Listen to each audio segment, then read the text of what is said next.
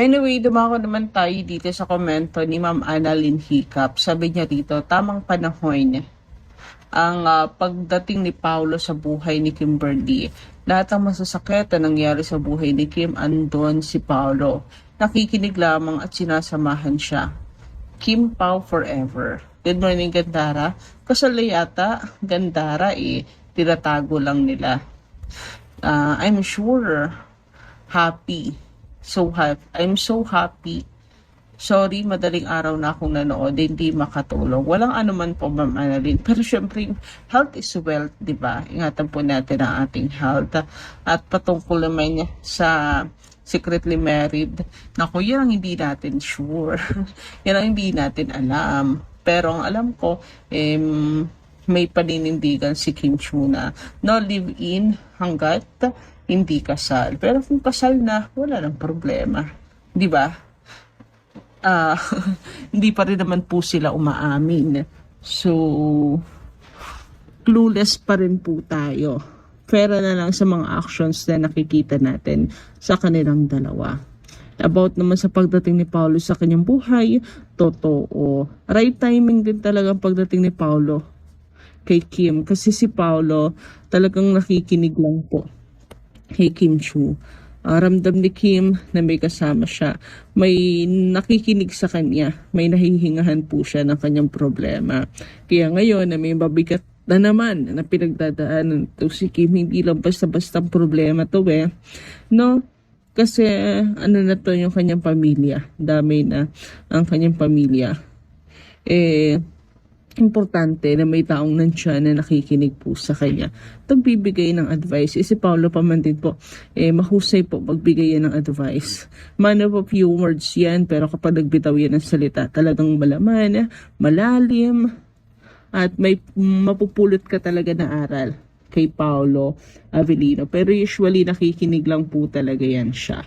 Anyway, dumako naman tayo dito sa naging event ni Paolo sa fiestahan, kung saan si Paolo nga naimbitahan sa Narvacan. Grabe naman ngayon. Sabi dito, si Paolo Avellino daw po, nagdulot ng traffic sa kanilang lugar.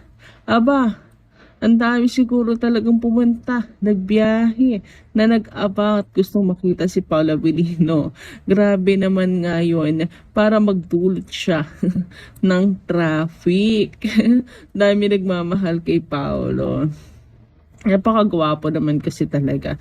Hindi nga natin masisisi yung iba kung bakit crush na crush at kinikilig po sila kay Paolo Avellino. Samantala, dumako naman nga po tayo dito sa paglalambing ni Paolo sa isa pong, hindi ko alam kung ano ba to, baby na baka, baby cow, or isang deer or isang goat. Pinakita ko to doon sa kasama ko, sabi it's a goat. Pero para naman siyang deer. Ewan ko, may deer ba doon?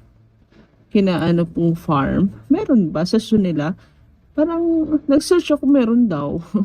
Pero kung ano man yan, animal lover tong si Paolo Avellino. Pero alam nyo ba, di ba may mga binangkit si Paolo Avellino dyan, sabi niya what do you want? Pero yung pagkakasabi ni Paolo kasi masyadong ang mabilis, parang chew. What you want? Miss na si Kim. Nababanggit na ang Chu. Miss na agad si Kimi. Uwi na kasi. Uwi na kasi. Namimiss mo tuloy. Hindi nakapagtataka. Sabi nga dito ni Ma'am Shirley Alolod, alam mo ba ang video na yan? Sabi ni Pao, what you want? What you want? Ang bilis kasi masyado. Pero what do you want yun? Chu. Hoy. What you want? Happy Chunday. Chunday. Anyway, dumako naman nga tayo dito sa concern ng ilan. Kasi nga, bakit si Paolo Avellino nagpaiwan? Bakit si Paolo nagpapikil? Gandara, sabi ni Ma'am Virgie Gatchalian, akala ko concerned si Pao sa pag-iisa ni Kim. Until now ay nasa Ilocos pa raw. Nagpapigil sa mga singson. Ano mayroon at nagpapikil si Paolo? Maybe business? Business-minded din kaya si Paolo kung alam niyo lang. Sobrang special siguro kay Paolo yung dahilan. Why ayaw pa bumalik sa Maynila si Paolo? Paano si Kim? Nag-iisa sa kondo? Mas pinili niya talaga Ilocos kaysa kay Kim. Parang may kasama naman po si Kim Chu. Nasamahan po siya ng kanyang yung rest of family member. Hindi ako nagkakamali. Pero iba pa rin yung si Paolo nandoon. Malapit kay Kim, di ba? So hindi natin alam kung ano yung reason bakit nagpaiwan si Paolo doon. Sa Ilocos. Kung ilang araw siya or may proposal siguro sa kanya na business or gusto niya lang talaga ni Paolo magbakasyon.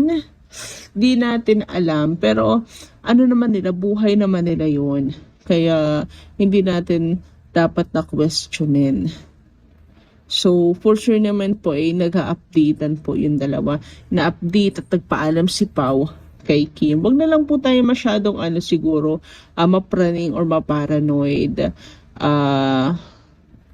Sure naman po si Kim Chu ay hindi rin po pababayaan nila Twinkle, ng kanya pong Nettie Hides, ng iba pa niya pong mga kasama, Team Kim.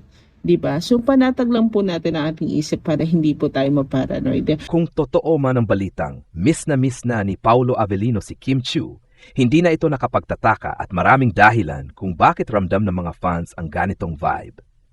Una sa lahat, kitang-kita ang lalim ng koneksyon nila, mapa on-screen man o off-screen.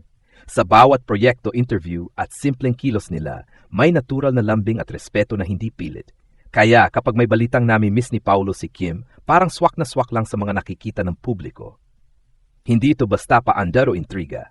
May pinanggagalingan ang emosyon. Pangalawa, si Kim Chu ay may klase ng presence na madaling hanapin kapag wala siya. Masayahin, maalaga at nagbibigay ng positive energy sa mga taong nasa paligid niya. Kung ikaw ay katrabaho o malapit sa kanya, talagang mararamdaman mo ang pagkawala kapag hindi kayo magkasama. Kaya kung nami-miss siya ni Paolo, parang sinasabi lang nito na may espasyo si Kim sa araw-araw at emosyon niya. Pangatlo, mas lalong kinikilig ang fans dahil tahimik pero ramdam. Hindi man diretsa ang sinasabi sa salita, pero sa mga kilos, body language at reactions ni Paolo, parang may pangungulila na hindi kailangang ipagsigawan. Ito yung klase ng miss na totoo, hindi pang showbiz lang, kundi personal. Dagdag pa rito, mas nagiging solid ang suporta ng Kim Pao fans dahil mas nakikita nilang genuine ang pinanggagalingan ng dalawa. Hindi lang ito love team na gawa ng proyekto, kundi isang partnership na may emotional depth. Kapag may balitang ganito, mas lalo silang naniniwala na may special na ugnayan na hindi basta-basta nawawala kahit may distansya o pahinga. Sa kabuuan, kung miss na miss nga ni Paolo si Kim, natural, makatotohanan, at very human ang dating. Ipinapakita lang nito na may taong iniwan ng marka, hindi lang bilang co-star, kundi bilang isang mahalagang tao sa buhay niya. At para sa mga fans, sapat na itong patunay na ang koneksyon nila ay hindi lang pang-eksena, kundi may puso at lalim na patuloy na sinusubaybayan ng marami. Sa balitang miss na miss ni Paolo Avellino si Kim Chu, masasabi kong natural at hindi na ikinagugulat ito, lalo na kung pagbabasehan ng mga nangyari at ipinakita nila nitong mga nakaraang panahon. Una, malinaw na may malalim na connection ng dalawa. Hindi ito yung tipong dahil lang sa proyekto kaya magaan ang samahan. Ramdam ng publiko na komportable sila sa isa't isa at may respeto at malasakit. Kaya kung nami-miss ni Paolo si Kim, lumalabas lang na may puwang talaga si Kim sa buhay niya, bilang kaibigan man, katrabaho o mas higit pa. Pangalawa, tao rin sila. Kahit mga artista, normal lang na makaramdam ng pangungulila, lalo na kung nasanay kang may kasama kausap na nagbibigay ng inspirasyon at good vibes. Si Kim ay kilala sa pagiging warm at positive, kaya hindi mahirap intindihin kung bakit siya nami-miss kapag wala. Pangatlo, para sa mga fans, nagiging mas kapani-paniwala ang Kim Pao. Ang ganitong balita ay hindi lang basta chismis. Kadalasan, may pinanggagalingan itong obserbasyon sa kilos at salita ni Paolo. Hindi man diretsahan, pero may emosyon na hindi maitago. Gayunpaman, mahalaga ring igalang ang pribadong buhay nila.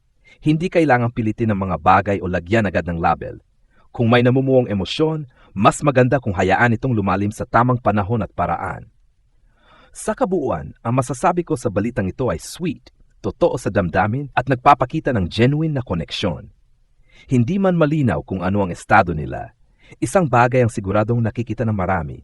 May espesyal na lugar si Kim Chiu sa puso ni Paulo Avellino at yun ang dahilan kung bakit patuloy na kinikilig at umaasa ang mga tagahanga. Sa unang tingin pa lang, ang balitang ito ay hindi na talaga nakagugulat, lalo na kung susuriin ang mga naging galaw, pahayag at pakikitungo ni Paulo kay Kim nitong mga nakaraang buwan. May kakaibang lalim ang ugnayan nila, hindi yung basta professional lang na samahan. Ramdam ng publiko na may emotional connection na nabuo, at kapag ganoon ang klaseng samahan, normal lang na makaramdam ng pangungulila kapag hindi kayo magkasama. Makikita rin na si Kim Chiu ay hindi basta-basta nawawala sa isip ng isang tao kapag nakasanayan na siyang kasama. Siya ay masayahin, maalaga, at may kakayahang magbigay ng liwanag sa paligid niya. Kapag may taong ganoon sa buhay mo, automatic na mararamdaman mo ang absence niya. Kaya kung nami-miss siya ni Paulo, parang sinasabi lang nito na naging bahagi si Kim ng routine at emosyonal na mundo niya. Isa pang mahalagang punto ay ang katahimikan ni Paulo. Hindi siya yung tipo ng taong palabas sa emosyon o mahilig mag-ingay ng nararamdaman. Kaya kapag may lumalabas na balitang nami-miss niya si Kim, mas nagiging makabuluhan ito. Ibig sabihin, kahit tahimik, may nararamdaman. At kadalasan, ang mga ganitong emosyon ay mas totoo at mas malalim kaysa sa mga hayagang ipinagsisigawan. Para naman sa mga fans, lalo na sa Kim Pao supporters, ang balitang ito ay parang kumpirmasyon ng matagal na nilang nararamdaman na may espesyal na ugnayan ang dalawa. Hindi lang ito kilig na dala ng serye o proyekto, kundi kilig na may kasamang emosyon at respeto. Kaya mas nagiging protective at supportive ang fans dahil nakikita nilang genuine ang pinanggagalingan. Pero mahalaga ring sabihin na hindi dapat minamadali ang anumang label o konklusyon.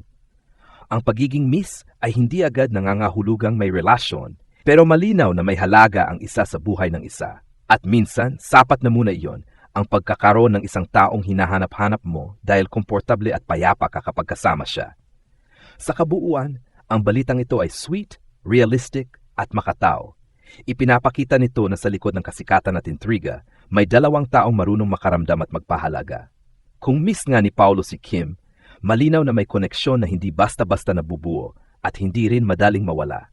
At para sa marami, iyan ang dahilan kung bakit patuloy silang umaasa, sumusuporta at naniniwala na kung ano man ang meron sa kanila. Totoo at may lalim. May ilang mahalagang bagay pa akong may dagdag sa balitang miss na ni Paulo Avellino si Kim Chiu, na mas nagpapalalim sa kahulugan nito. Una, hindi lang ito simpleng pangungulila. Maaring simbolo rin ito ng respeto at emotional maturity. Sa panahon ngayon na maraming relasyon o samahan ang mabilis at mababaw, ang pag-miss ay palatandaan na may pinagsamahan, may naiwang alaala, at may koneksyong hindi napuputol kahit may distansya. Ipinapakita nito na si Paulo ay marunong magpahalaga sa taong naging mahalaga sa isang yugto ng buhay niya. Ikalawa, ang timing ng balita ay mahalaga. Kung dumating ito sa panahong parehong abala o may pinagdadaan ng personal at profesional, mas nagiging malinaw na hindi ito basta emosyon ng sandali. Kapag nami mismo ang isang tao kahit busy ka, ibig sabihin may espasyo talaga siya sa puso at isip mo. Ikatlo, para sa mga fans, nagiging paalala ito na hindi kailangang laging may kumpirmasyon o bel para maging totoo ang nararamdaman. Minsan, mas totoo pa ang mga hindi sinasabi ng diretso pero ramdam sa kilos at katahimikan. Kaya patuloy na nagiging solid ang suporta ng Kim Pao fans. Hindi dahil sa intriga, kundi dahil sa nakikita nilang sincerity. Ika-4, mahalagang tandaan na ang ganitong balita ay dapat tingnan ng may balanse. Masarap kiligin, pero mas mahalaga pa rin ang paggalang sa personal na espasyo ni Kim at Paulo. Kung may emosyon mang namumuo, mas maganda itong hinahayaan na umusbong ng natural at walang pressure mula sa publiko. Sa huli, ang maidagdag ko ay ito. Ang balitang ito ay hindi lang tungkol sa pag-miss, kundi tungkol sa uri ng koneksyon na bihirang mabuo, tahimik, totoo, at may lalim. Kung ano man ang kahihinatnan, malinaw na may marka ng isa sa buhay ng isa. At minsan, sapat na ang malaman na sa gitna ng lahat, may dalawang taong nagkaroon ng ugnayang hindi madaling kalimutan.